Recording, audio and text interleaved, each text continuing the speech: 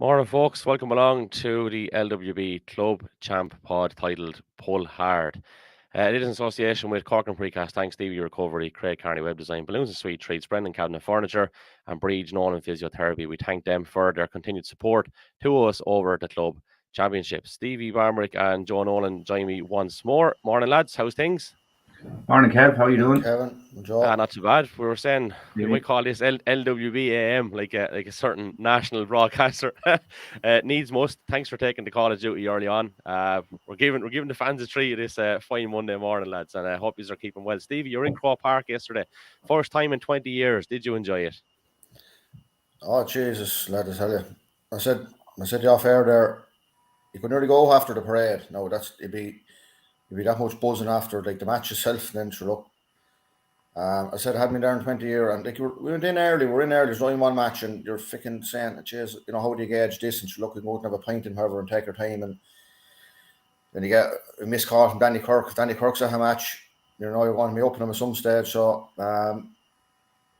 like the parade and you're looking at the warm ups and things like that, or the Davin stand there, you're going to get the close up of we've got the Limerick, and like you look at, they're doing things like just in the warm up that any club team is doing, they're doing it.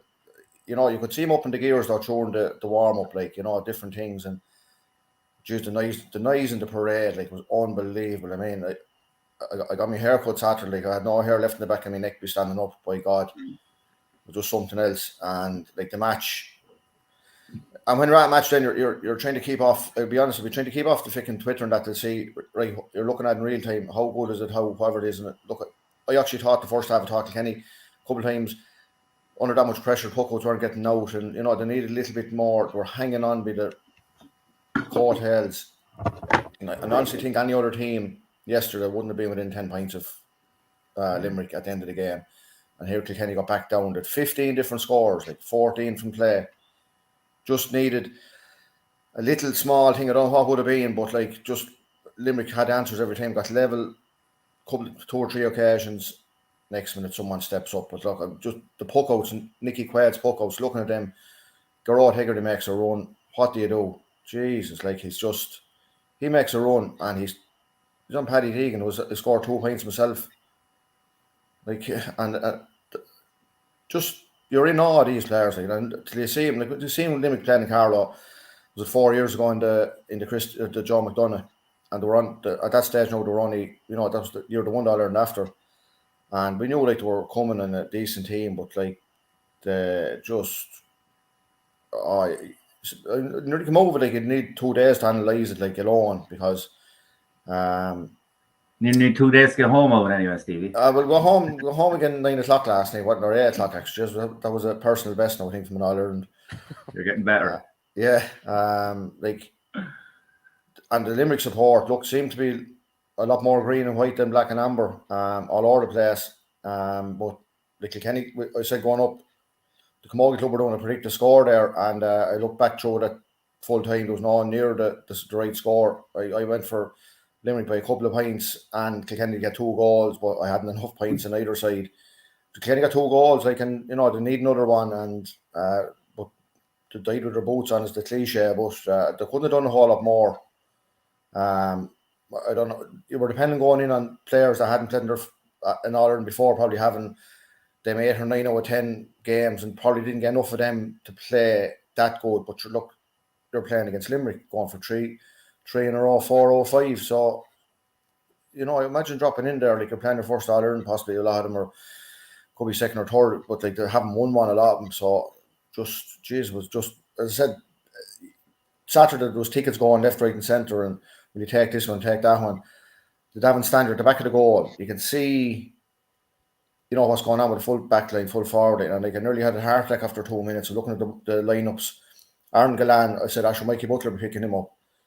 Hugh Lawler was picking up Aaron Gallan, and next one looked, there was an edge of the square, and there was no one inside the 65.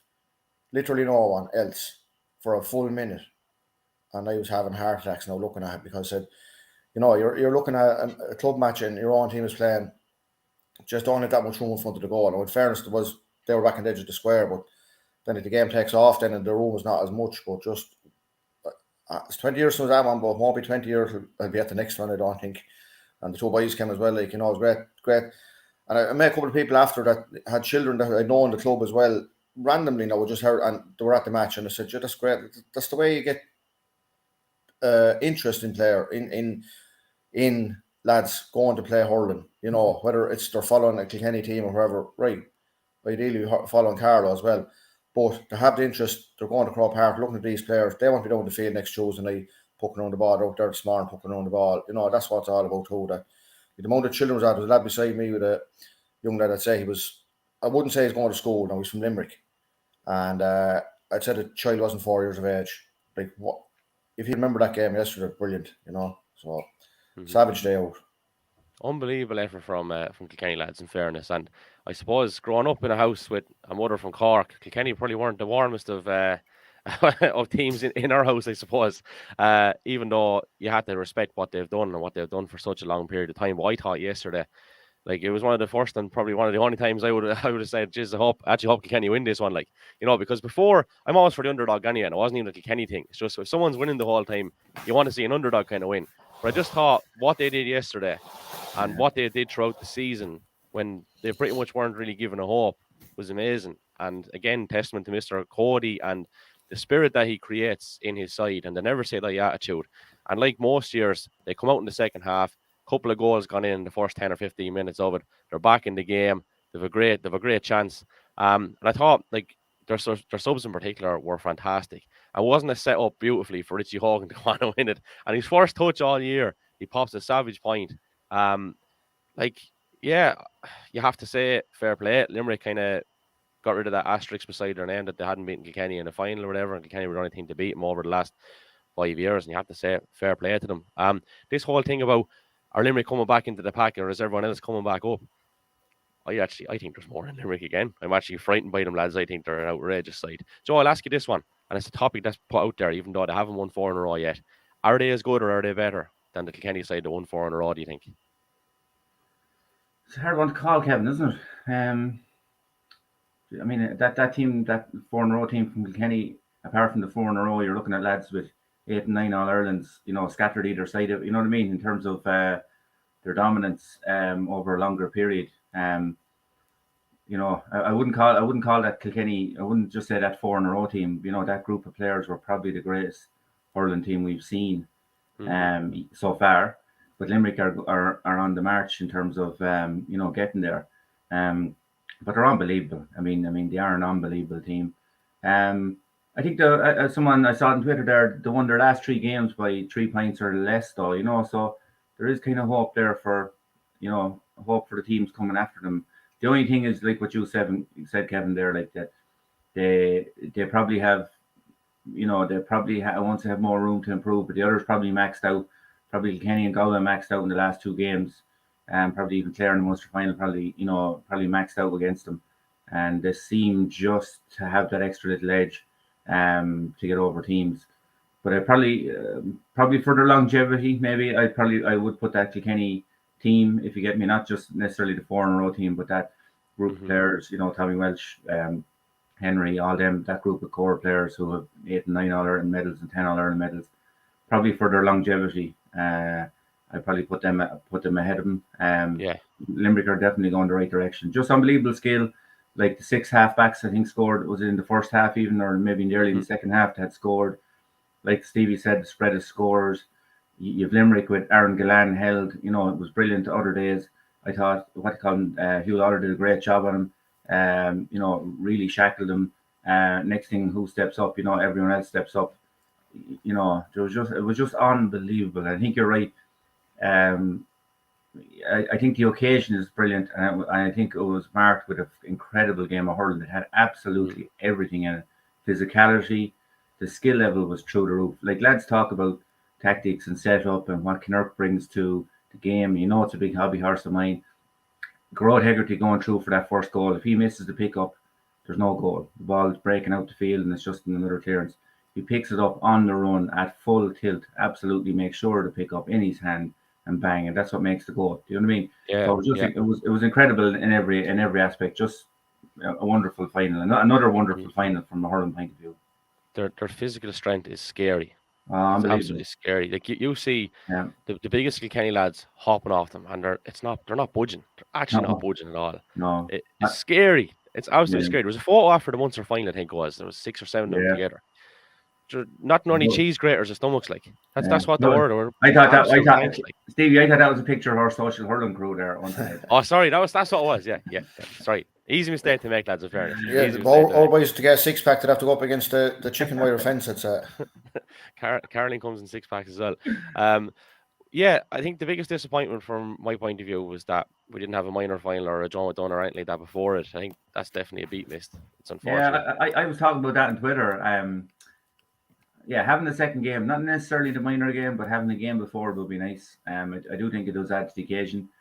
The minor thing, I think this year proved that the minor is able to go standalone. You know, I think that the two Connacht teams played in a Connacht venue in a final.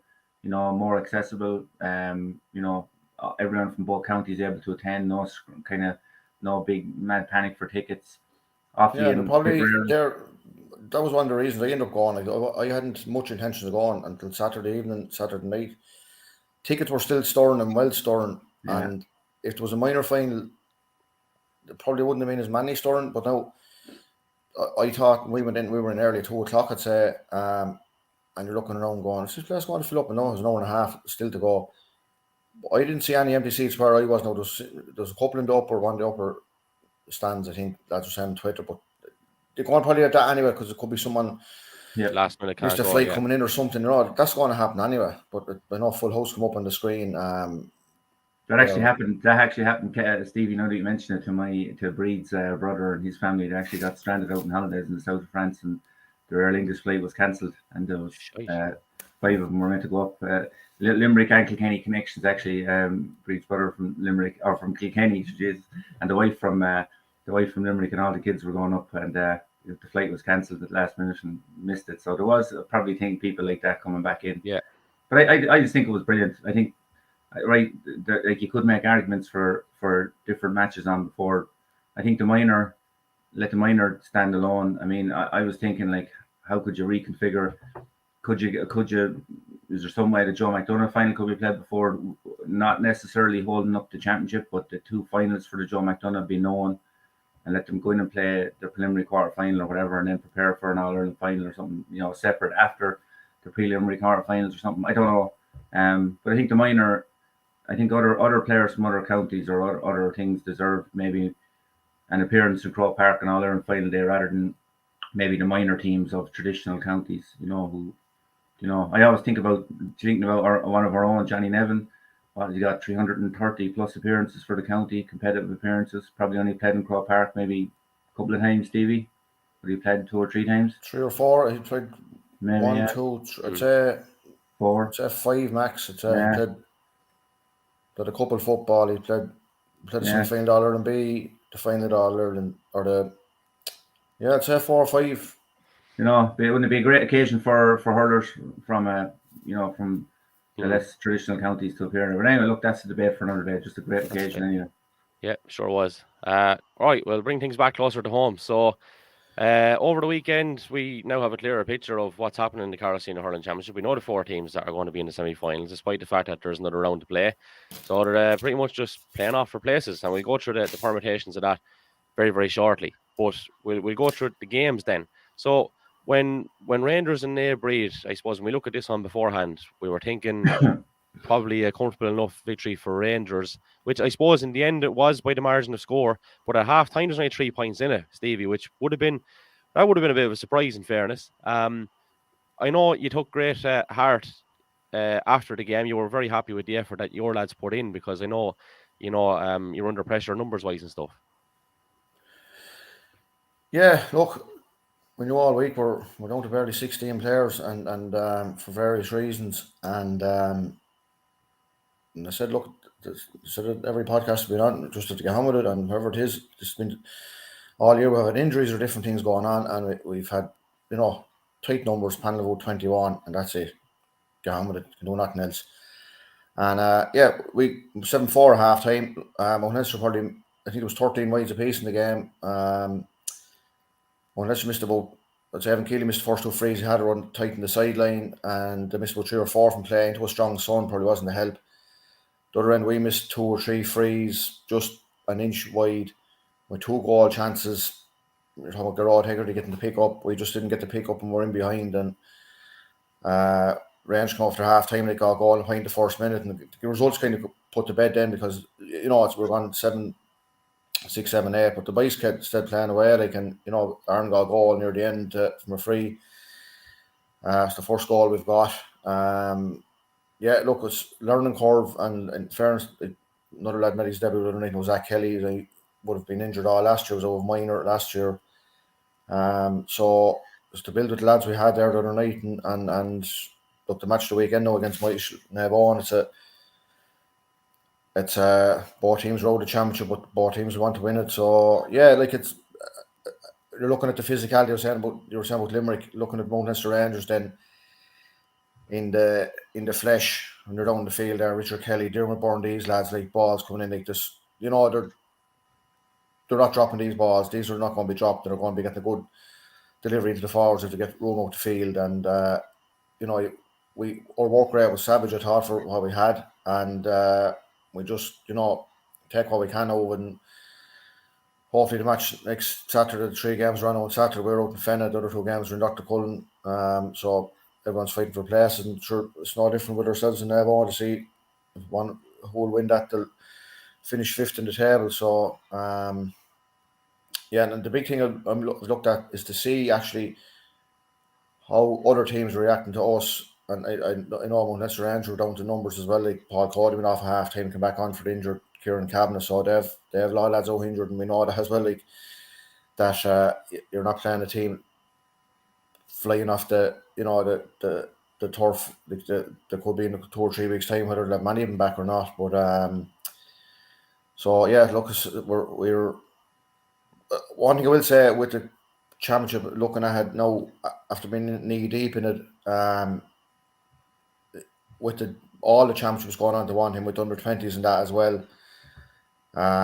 Worked well last year, probably not as well this year with different things. Clubs have had to give walkovers for various reasons in the under 20 and the junior then are just bringing in, like we got a walkover to the night of Mount Leinster Rangers.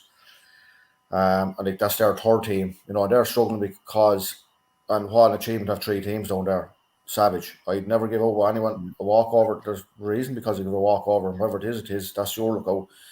But to have 3 teams, same in Michael as well, like Savage, to have that, and there's lads going away for summer, there's lads pushed up from one team to the other, then it's going to leave a tin in the next team, and that's just the way it is. But I think the whole thing is going to have to be looked at. Joe's suggestion of the panel of players for one team. They suggested the hurling form definitely has to come into play. I think some bit that you name 15 or whatever. I know you might end up with some teams getting a bit more of an advantage with it. But if it's to get games played, we all want games played if at all possible. So I think that's just, when the whole thing is over, it has to be looked at again.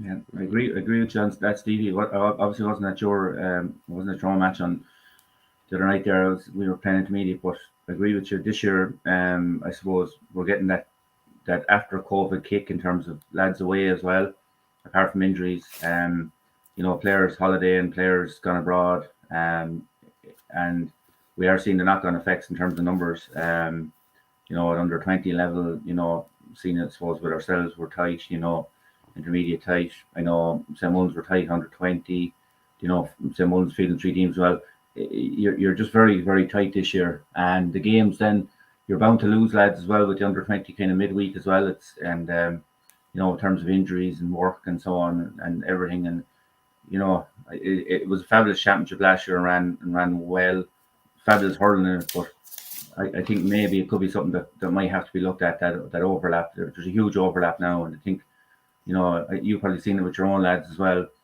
We'd have a good few lads overlapping. I know Bagnestown have a lot, probably maybe more. Well, maybe Mount Leinster Rangers at the minute as well, but there's a huge overlap there at senior level, and that's not been, that's not looking down our nose at anyone who's hurling intermediate or junior as well. But from a senior point of view, 2 heavy games in a week it's taking its toll, I think, on players and bodies and numbers and all. So it might be something that has to be revisited. We just see there, even I know from the games, if the reports in the paper, like Ross Demery played in goal for us in 1.5 games. He's starting out the field, the senior. Eric English playing goal for Ballinkillen, he's playing with the field. Jack Dale playing goal for Bagenstown. You know, so like that's not. I think they're all like I can speak 100% for Eric anyway. Eric was carrying a knock, but without playing him, we actually I don't think we had a sub that night down in St. Mullins, and it was either not play either he had to play in goal or we play with 14. That's where we were at, like after a senior game at the weekend, and it's like what you said, Kevin. I know what you're going to say there. It's not where we want to see our under 20 players playing. Your best players always playing the goal, Joe. Do you not know that? No, of course. But I mean, like Jake Dale and Eric English actually, like as you said there, and I know you mentioned Ross, but Jake Dale and Eric English played in goal for their teams respectively there during the championship at some stage. And I remember a minor semi-final, is it 2 years ago now, where I think between the two of them they scored like a nearly 330. That was a great game. That was I remember that was unbelievable. One of the best.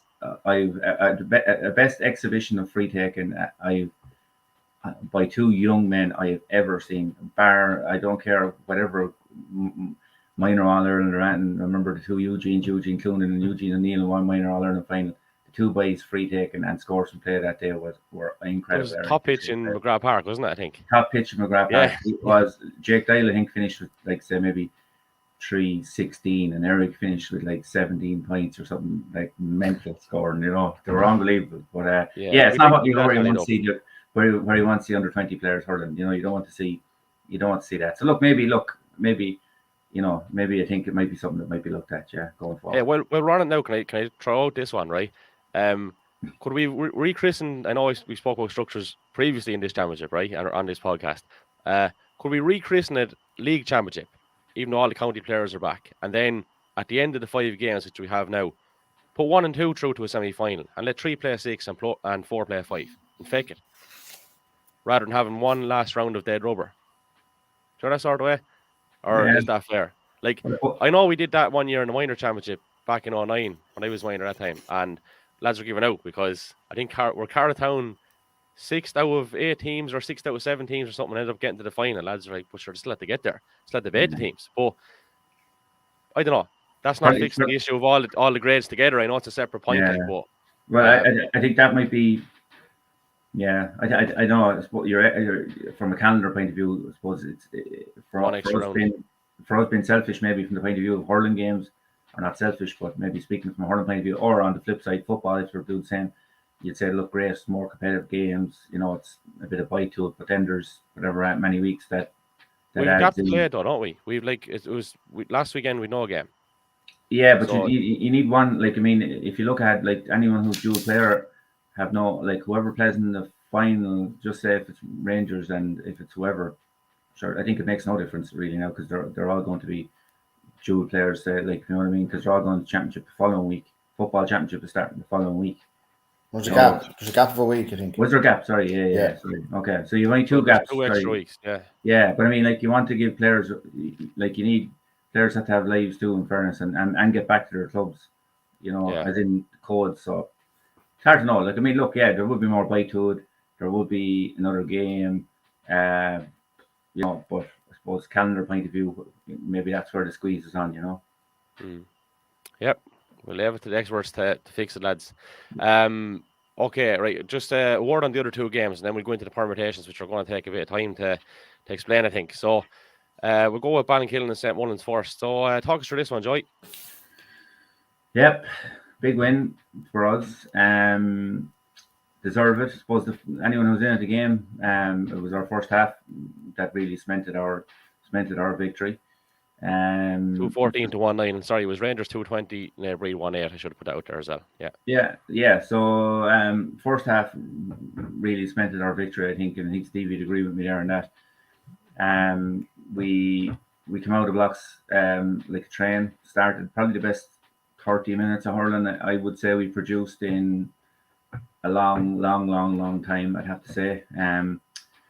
Probably, I suppose, for us, well, we probably were, like, in fairness, St. Mullins, they were down a lot of key players. We probably had everyone back with a bit of hurling under their belt as well, so that was a big plus for us. Started strong, great start. Mark Foley got a goal. after a couple of minutes.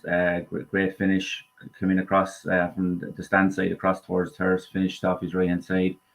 We built off there. Sean Murphy was excellent in the first half, winning puck outs, going direct at St. Mullins, got a couple of points, drew a few frees.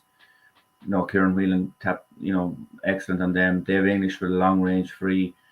Just everything that was good about us, I suppose, that we were capable of producing, we probably produced in that first half.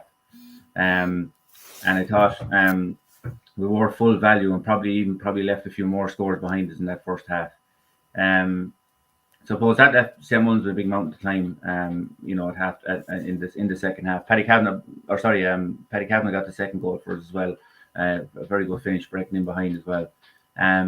So it did leave St. Mullins with a mountain to climb in the second half, but I suppose knowing St. Mullins, and as we've seen from every game that they've hurled in the last number of years, they gave us some battle in the second half. I think they outscored us maybe, was it 1-5 to 5 points, I think, in the second half. Stevie, was that right?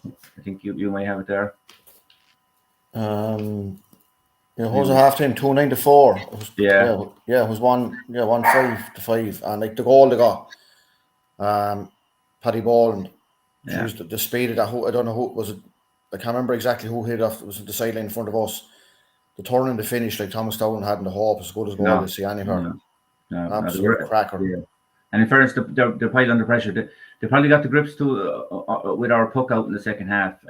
We didn't have as big a launch pad in the second half. They got on top of us probably in our half forward line / half back line, and they turned an awful lot of ball. Yeah, the damage was done at that time. Like Choo missed high scored first, and he able 3 wide as well. And who was it? Should have got another goal.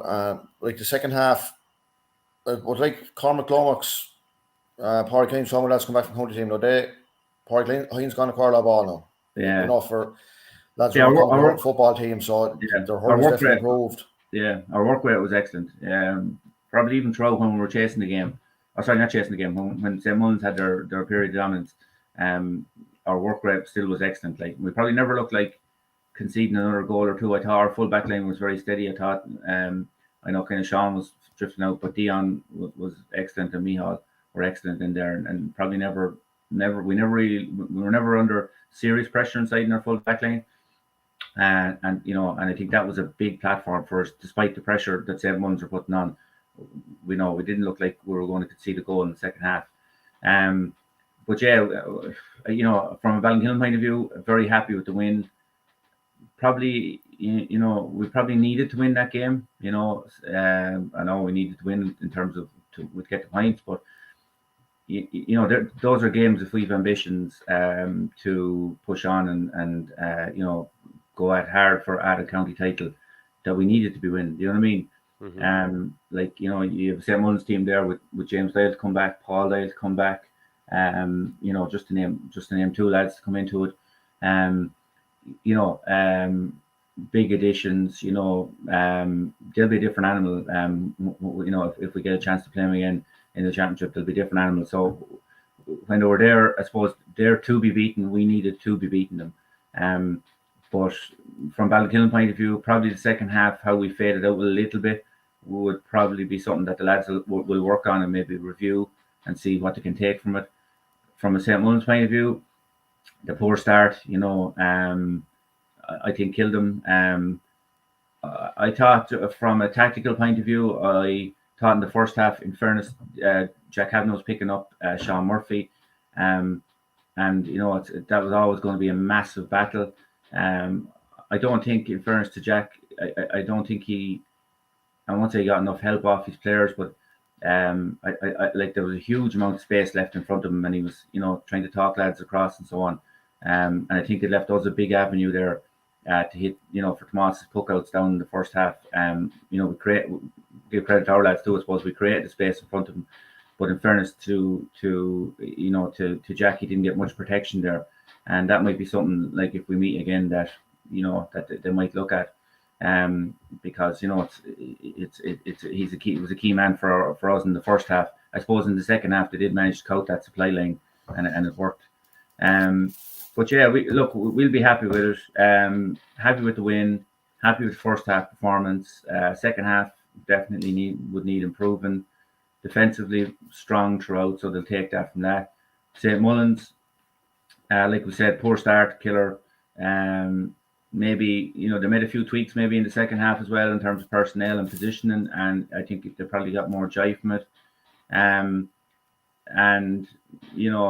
I think they'll look. They'll know they have a bit of improvement to do, but I think they'll know that they have a couple of personnel to bring back in as well, and that might strengthen their hand going forward as well. So, but a good championship match, yeah, good championship fair.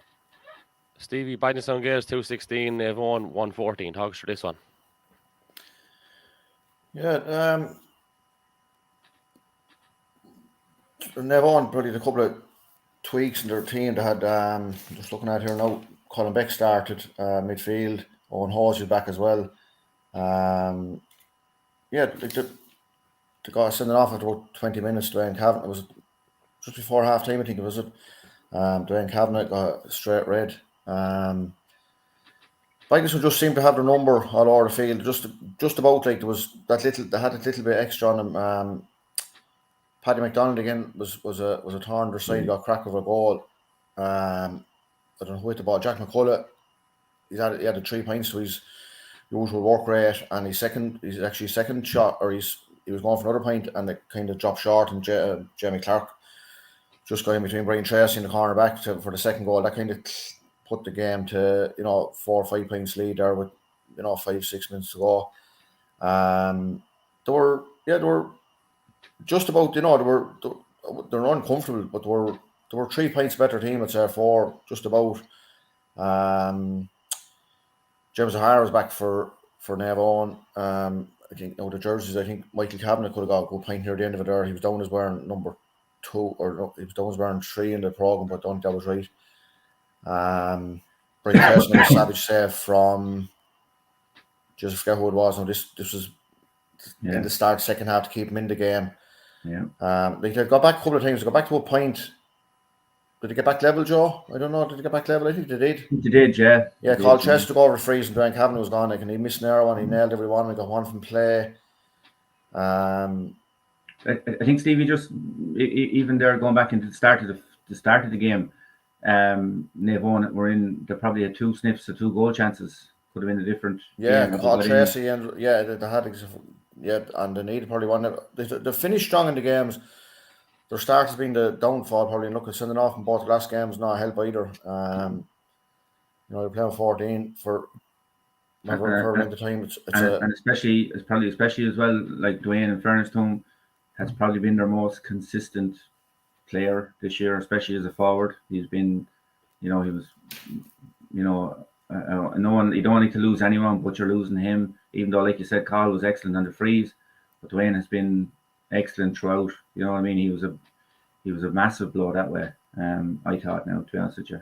But the Jeremy Clark come back now was a help to the town as well. Like he carried a ball, and he looked sharp, didn't he? He looked sharp for. He played a lot of good ball in. He was out centre forward as well and played a lot of decent, very good ball inside. Go back to the boys there. It's like Conor Lomax and Pádraig Hines, Mikey Bannock with us. Like, these lads need time to come back. Like, they haven't been playing competitive hurling the whole year. They wouldn't have played a game hardly with the teams, and it makes a difference that to get the game time. That's probably one plus of their championship being their championship games being tight and top another. They're going to have the fitness to back it up, so that's not going to be an issue to get the hurling into your system. So Bangstown Gales and Ballinkillen at the weekend. It's a fight for place, a different place. As you said, Kevin, you'll go through the permutations. Yeah, let's do it. Let's do it now, sir. No better time. So close off the sun here. Rangers are on 8 points, 4 wins from 4, plus 49 score difference, and the dog is not happy about that. The dog is from St. Mullins, Stevie, is he? Ballinkillen on 6 points, plus 16 score difference. St. Mullins also on 16, or on 6 points, I should say, with a 21 score difference. Biddenstown Gales 4 points, minus 4 score difference. Navan and Nave Breed, unfortunately, no points. Minus 23 Navan, minus 59 Nave Breed. And fixtures then, just to roll all into one. So they're all on Saturday, 5 o'clock Netwatch Cullen Park, Rangers versus St. Mullins. Then at 6 o'clock out in the training centre, you have Naomh Eoin and Naomh Breed. And then at 6:45 back in Netwatch Cullen Park, it is Ballinkillen versus Bangnastown Gaels. So we were going through the permutations, lads. And again, to the best of our knowledge, what may or may not happen. If Rangers beat St. Mullins, then obviously they top the group. If St. Mullins beat Rangers, then starts getting a little bit tricky, I suppose. And Ballinkillen and Bangnastown, there's a few different permutations, but in the clearest way possible, how do we actually explain this? Stevie, do you want to have a go at the first one for us?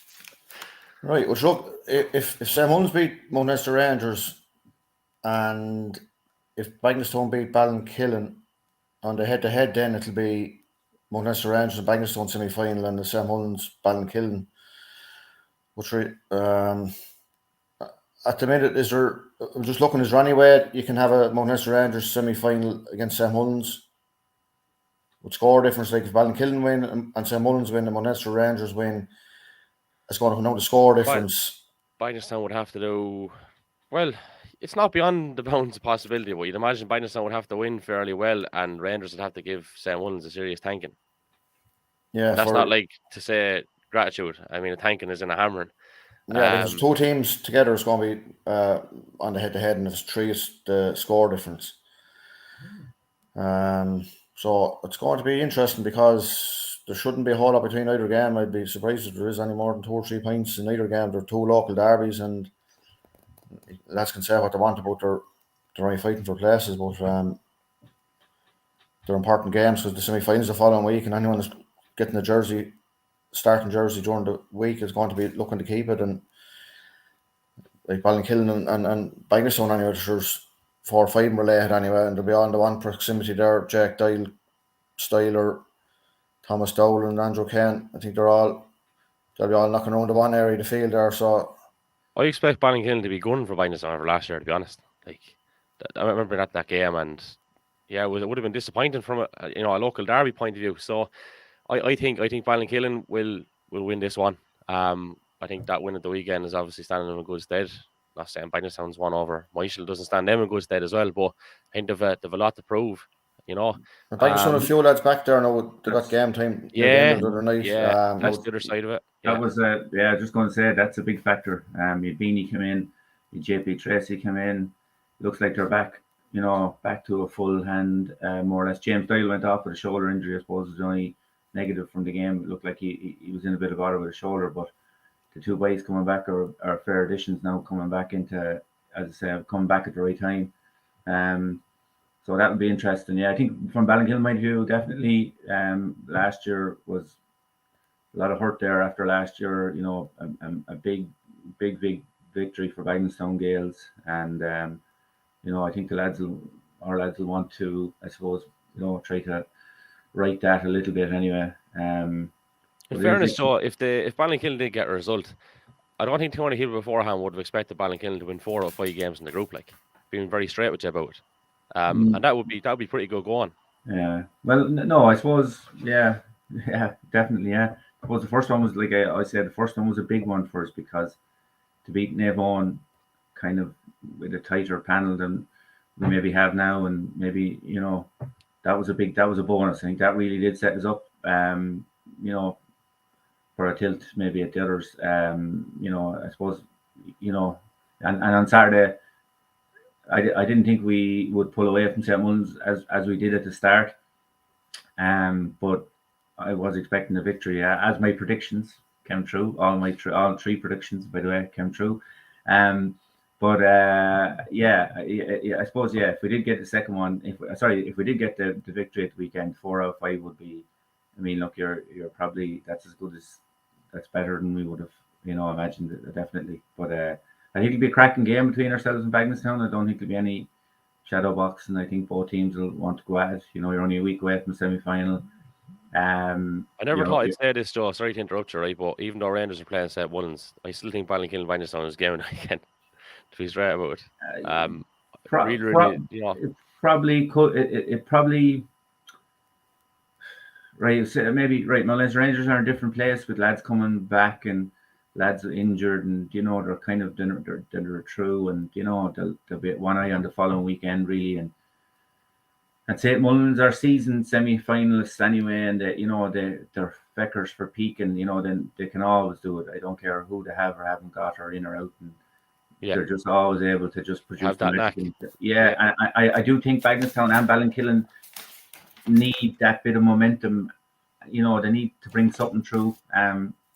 And I think that's why next weekend's game between the two of them might be a bit livelier than kind of, it won't be a dead rubber, I don't think, in terms of two teams kind of just going through the motions.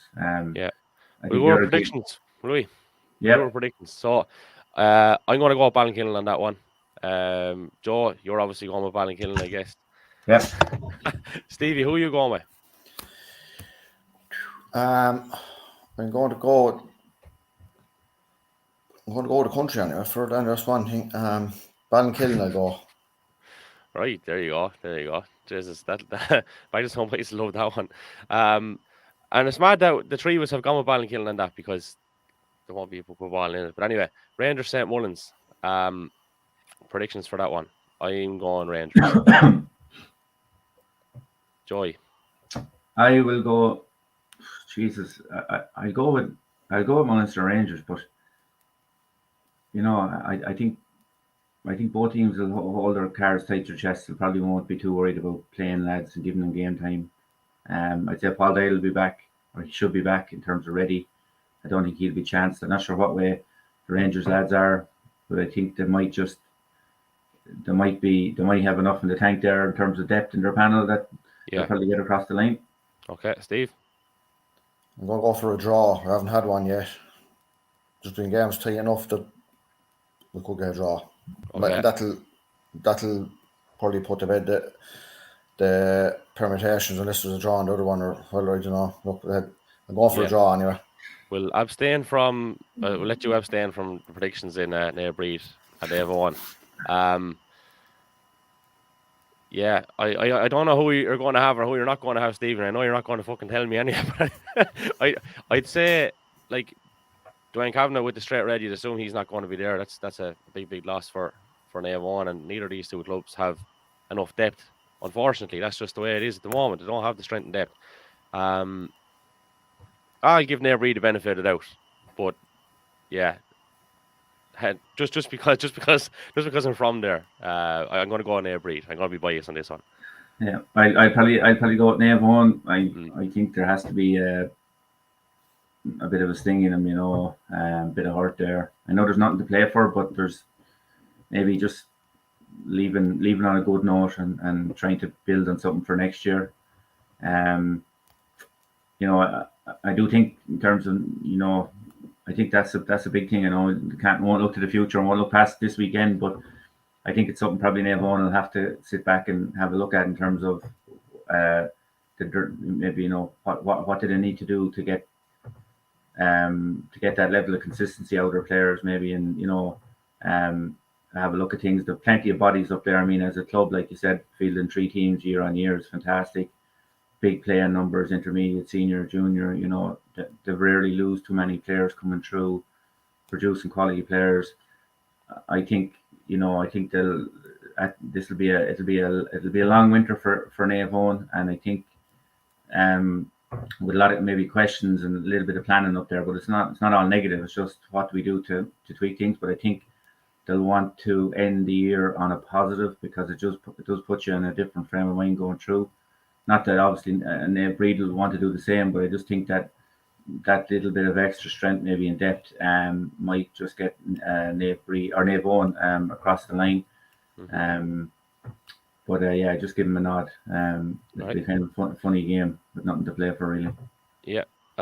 Junior hurling semi-finals this weekend. Friday night, 7:30, Netwatch Cullen Park, Burren Rangers versus Nave Breed. And on Saturday, you have the other semi-final, 3 o'clock, Netwatch Cullen Park, Munster Rangers versus St. Mullins. So we'll get the predictions all in one. I will go Burren Rangers and St. Mullins. Joe? Yeah, I think I'll go with the same, Kevin. Stevie? I'm sure I'm not going to stand the whole game. I'll go with St. Mullins another game. Yeah, that's grand. You won't be playing anyway, Stevie. Unlikely. Yeah, we want to see a special guest appearance. Yeah, the intermediate results from last weekend. I'm just going to drop back here and grab a couple of those. I know a cracker of a game, I believe, between St. Mullins and Bindestone Gales. Bindestone Gales winning that one 216 to 312. Carrowtown 215, Ballinkillen 6 points. Joe, you were involved in that one. Yeah. I actually saw a bit of the Bagnestone game as well. The St. Mullins one after our own. It started later. Looked like an excellent game of hurling. I don't think St. Mullins had James Murphy, I think, for that one, by the way. But yeah, our game, Carrowtown fully deserving winners. You know, they were, we kind of kept with them for the first half. I think there was 5 points in at half time. But they pulled away. They had the legs in the second half and pulled away. One man who was involved in that game, he knows I have a bit of a gripe with him. You know, he knows what it's about. I won't mention who it is. He'll be listening in. He with a few verbals on the pitch on the way. He knows who he is. So a bit of crack. Denied me a clear goal scoring chance. Under 20 championship, Rangers 16 points, Bindestone Gales 11, Navan 216, Ballinkillen 12. The game with Neighboury and Carrowtown didn't go ahead. Now fixtures this week in terms of the under 20 championship as well. We have Navan versus Munster Rangers. That's on Wednesday at 7:30 in Moyshell, and you've got St. Mullins and Bindestone Gales at the same time in St. Mullins, and Stevie Neighboury are to play Burn Rangers in the LWB Championship at 7:30 in Kilbride. The intermediate fixture, sorry, yeah. Carrowtown play Munster Rangers in Carrowtown 7:30 on Friday, and St. Mullins take on Ballinkillen at 7:30 in St. Mullins Friday as well. And last but not least, Navan at home to Bindestone Gales 7:30 Moyshell. That's the under 20 Kev there. Just we 2 games there since our last podcast. Just saw it up close and personal. Bagnestone and Navan in the under 20. They played as the both defeated us. 2 good games. Now in fairness, both winning teams were full value for it. Bagnestone were quite strong. Half back line, a senior half back line. Sean Wall, Darren Nolan, Niall Bulger. It's a great platform. Jake Dyle, because they played in the goal, but came out. Jack McCullough just driving things, and Paddy McDonald excellent from centre forward. I think he ended up 1-4, 1-5 against us. So a lot of youth in that team. I know I'm missing out a couple of other lads there who will be in and out on the senior panel as well. But impressive team. I know Munster Rangers beat them, I think 16 points to 10 or something in the last game, or 16 points to 12, something like that. So, ding dong battle. Moyshell, very good team again. They played us there last week. A lot of youth. One man who I think is having a very impressive year for me, was very impressive for the 20s. I know he played in a different position there now. The other night was Ger Kavanagh for Navan. Stevie, he was up wearing number 13, I think, last weekend, the senior. Yeah. He was excellent for the under 20s. So while we talk about maybe, Moyshell needing to get a level of consistency, they have a lot of good young players coming through at under 20 level there. And it might take a bit of patience and a bit of time, and giving these lads another year or two to come on, but they certainly have talent there. Just a footnote on that, the under 20 championship. It's like we said there, it's an interesting championship from the point of view of quality and all, but it's amazing looking at it. When we were talking about it on the line, I was talking to the management of Bagnestone afterwards. And you're looking at the physical conditioning of the lads, it's just incredible. 20 years of age, it's some step up from, say, where any of us were, playing under 21. With the mix of sizes and dangly lads and skinny lads and all, they're all just in fantastic condition. So it shows where, I suppose, our games are going. And on another little note there as well, just at the Moyshell game, it was great to see Oisin Kelly up at the game.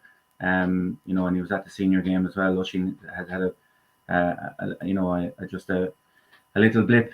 You actually seen him in Claw Park yesterday, Joe. Yeah, brilliant. There was someone over in the stand to the right of me on crutches, and I thought it was him because I seen him Saturday night the match in Carlow, and I was looking at, and I couldn't get a good look, but I couldn't think of the chap's name either until you said it there now. Yeah, Oisin would have played senior with Navan, and he had just a bad run with health there recently, and it was great to see him at the under-20 game, and he's an active part there with the under-20 management, doing the stats and all for the lads. Obviously would have played senior and on underage with Michael all the way up, young man, and it was just great to see him at the matches, and wish him well going forward. You know, he's a great chap and he's a fantastic attitude, so you know, just great to see him there, you know. Good stuff. Stevie, under 16 Camogie semi-final this weekend, I think, as well. Yeah, they had a great victory last week. Now they played Antrim 2 weeks ago there, up in Antrim. Now they got a good beating, but had to be taken into consideration. Munster Rangers had played the failed of football the day before, and 4 or 5 of them played that, and they got on well in that. Like, and actually the results in that are kind of, they're not. There's always if you were to look at the whole album, you'd say, right, if Antrim beat such a team by that point, that much, the opposite would happen the next day. Antrim were the strongest team in it, we'll say at the minute, results wise, but the Carlow lads went out and played Westmeath the following weekend and won well. They made a few changes, I think, in the Roisin Joyce up closer to the goal, and I think she was devastating as she is. She's deadly. So they're playing Laois in Hawkfield next Sunday. I think it's an early start anyway. It could be 11:30 or 12 o'clock.